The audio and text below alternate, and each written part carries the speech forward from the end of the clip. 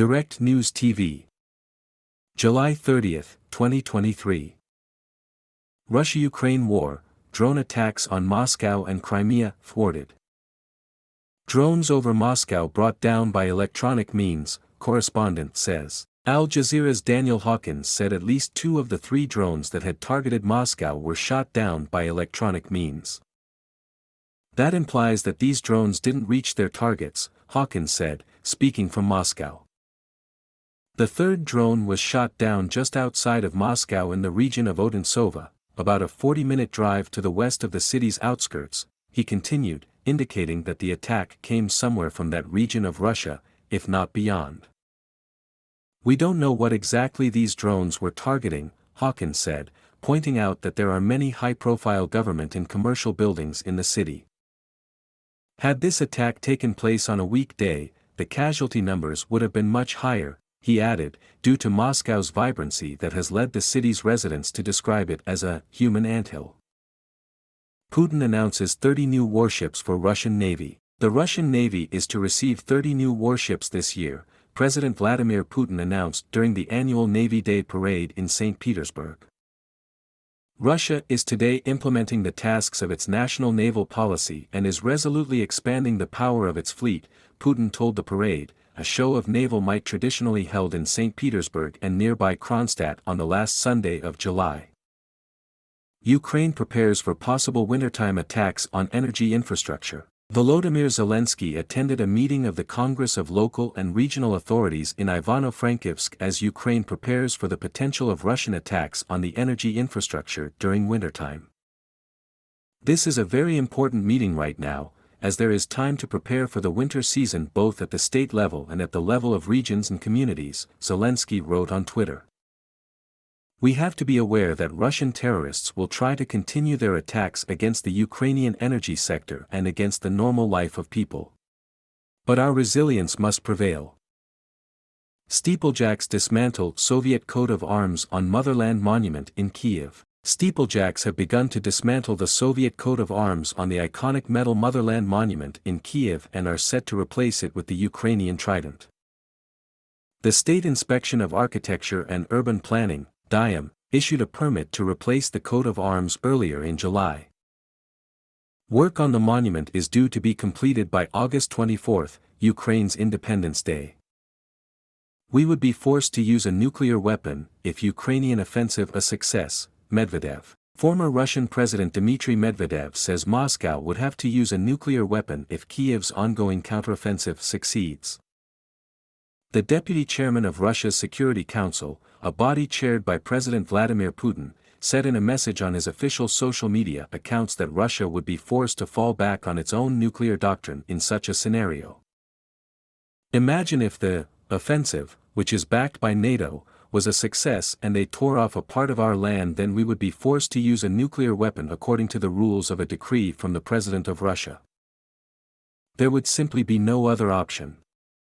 So our enemies should pray for our warriors' success. They are making sure that a global nuclear fire is not ignited, he said. Medvedev appeared to be referring to part of Russia's nuclear doctrine, which sets out that nuclear weapons can be used in response to aggression against Russia carried out using conventional weapons, which threatens the existence of the Russian state. Russian military bloggers pushing Kremlin narrative after Gherkin arrest, ISW. The Institute for the Study of War, ISW, says segments of the Russian pro-war ultranationalist information space appear to be increasingly unified in towing the Kremlin's line that the Ukrainian counteroffensive is a failure. The ISW believes that these segments increasingly overstate Ukrainian losses and write less about Russia's losses and challenges than they had been. Certain military bloggers may be shaping their depiction of the wider Ukrainian counteroffensive for fear of Kremlin punishment following the arrest of prominent pro-war critic Igor Gherkin, the ISW wrote in a tweet. The Kremlin's ability to establish a more cohesive narrative about the war within the Russian information space remains uncertain, and subsequent Russian failures or significant Ukrainian successes could disrupt the Kremlin's progress in this effort. Ukrainian mod posts footage of strikes on Sumy and Zaporizhia. The Ukrainian Defense Ministry has tweeted videos from the cities of Sumy and Zaporizhia, which were hit by deadly Russian missile strikes overnight. UNESCO team arrives in Odessa. The Ministry of Foreign Affairs of Ukraine has announced on Twitter that a UNESCO team arrived in the southern city of Odessa to examine the damage caused by Russian invaders of World Heritage. In recent weeks, the city has been subjected to waves of missile and drone attacks which have destroyed and damaged several important architectural monuments. Russians deliberately aimed their missiles at the historic city center of Odessa, which is under the UNESCO protection.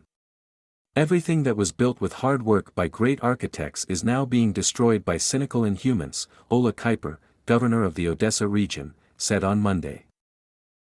One of the cultural sites damaged in recent attacks is the House of Scientists, which the ministry referenced in its tweet. Pope Francis appeals to Russia to restore Black Sea grain deal. Pope Francis has called on Russia to revive the grain deal, which allowed the safe shipment of Ukrainian grain through its ports in the Black Sea. The deal, which Russia withdrew from earlier this month, has been credited with helping curb food prices worldwide in the wake of Russia's invasion of Ukraine last year. The two countries are two of the world's largest agricultural producers. I appeal to my brothers, the authorities of the Russian Federation, so that the Black Sea Initiative may be resumed and grain may be transported safely, Francis said during his Angelus message.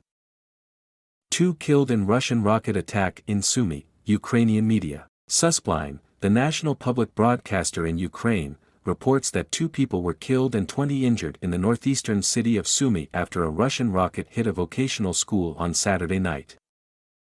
The broadcaster cited the city council as the source and published photos of buildings damaged in the attack. In addition to the school's main structure, dormitories and high-rise buildings were damaged by the explosion. A temporary residence was provided to 13 people. 4 African heads of state attend Navy Day in St. Petersburg. 4 African heads of state have attended Russia's annual Navy Day event in St. Petersburg, while 5 other African countries sent representatives, according to the Kremlin. 45 ships, submarines and other vessels took part in the event, a traditional show of military might which takes place in the Gulf of Finland and on the river Neva in St. Petersburg. About 3,000 Navy personnel also participated in a parade on land, the Kremlin said. Putin, accompanied by Defense Minister Sergei Shoigu and Admiral Nikolai Yevmenov, the head of the Navy, inspected some of the ships from a launch boat on the Neva before making a speech.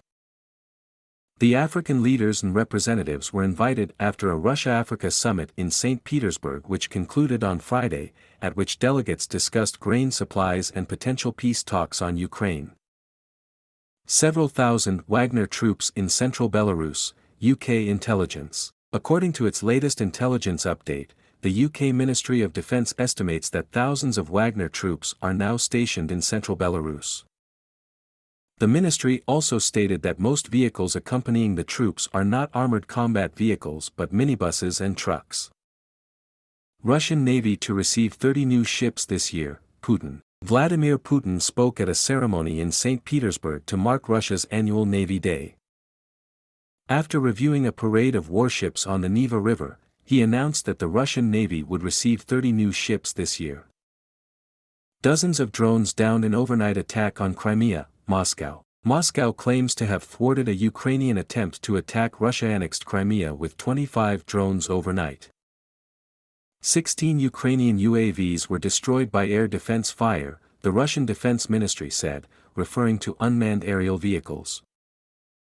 Another 9 Ukrainian drones were suppressed by means of electronic warfare and, without reaching the target, crashed into the Black Sea, the ministry said, adding that there were no victims.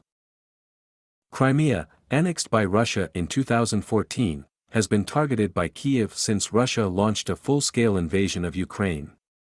Attacks have become more frequent in recent weeks. Kiev has repeatedly stated that it plans to take Crimea back. Can ensure supplies during heating season, Ukraine's energy minister. On Saturday, Ukraine's energy minister, reflecting on what he has portrayed as the largest repairs campaign to a power system in modern history, expressed confidence that the country could meet its generation needs during the cold months. Between October 2022 and February 2023, Ukraine's energy infrastructure was targeted by Russian missiles and drones, resulting in rolling blackouts across the country and water outages for millions of Ukrainians during the winter. Asked in a televised interview whether the country could meet its goal of providing 1.7 gigawatts of generation capacity by this year's heating season, German Galashchenko said, "We will manage to do it. My name is Kingsley. Please like, share, subscribe and hit that notification bell so you can be the first to be notified whenever we post. You won't regret it."